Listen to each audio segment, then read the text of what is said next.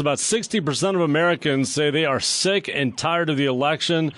And over 40% of women told Cosmopolitan.com that the election is causing negative effects on their relationships with someone close to them. Veronica Sites is here.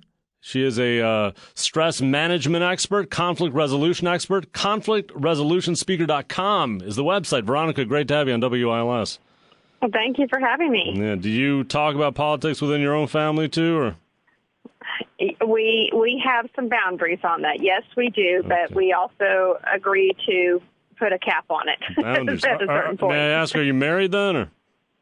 Yes, and I am happy to say it's not a mixed marriage in that we are united on where we stand politically, but we do still have some boundaries there. Now, what do you do if that's not the case? I mean, you're watching TV, you want to follow the news, you're in your living room with your wife, and you totally disagree. How do you manage that?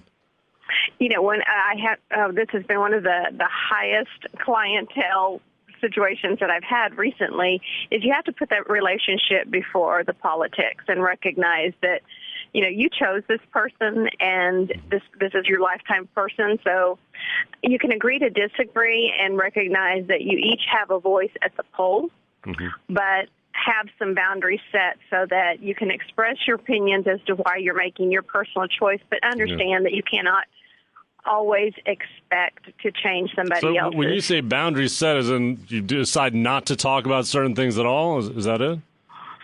Well, what I counsel people is when you recognize within yourself that you are escalating emotionally and no longer able to control your words without the emotions controlling the conversation, it's time to step back, take a deep breath, and recognize that the words have a lot of weight, and that relationship will still continue beyond November 9th. Now, why do you think in this election, it's so heated that even people within families can't discuss this logically?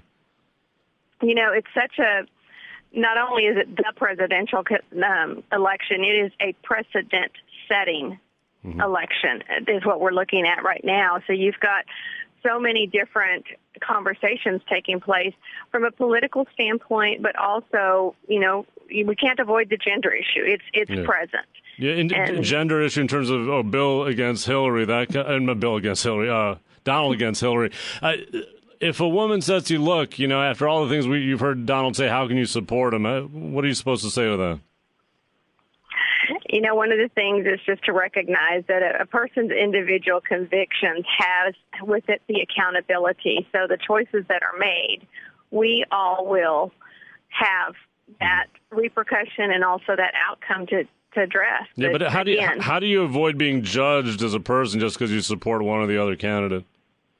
You know, that's the difficult thing is, you know, opinions are our judgments, but at the end of the day, the judgment that we cast towards someone, we don't have to give it that mental and emotional real estate within ourselves so that it severs relationships. Yeah. So people can't, see the good and bad sides of each candidate? I mean, why is that not possible to do in this case, would you say?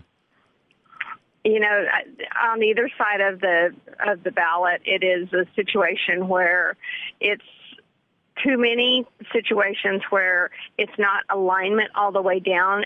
Each of the candidates have had their moments of shining and their moments of dark, cloudy times. It's difficult for individuals to reconcile both within themselves and with others as to how can you stay consistent with who you are in character and choose one recognizing that they're faulty. But do you think a political difference could lead to divorce?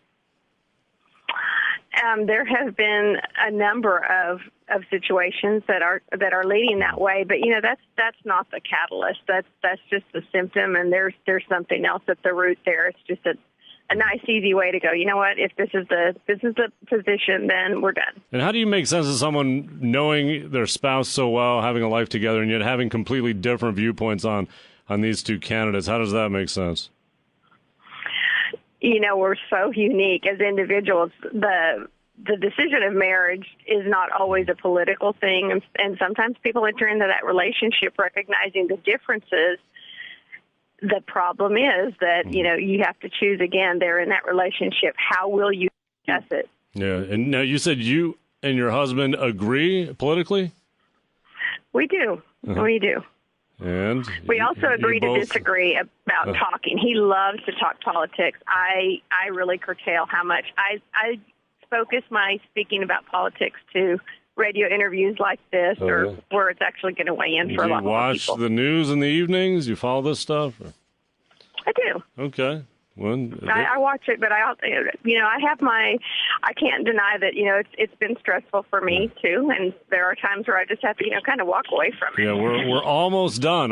Just about a week left. Roughly 60% of Americans say they're sick and tired of the elections. Veronica Sites, counselor, anger resolution expert. Find her at conflictresolutionspeaker.com. Veronica Sites.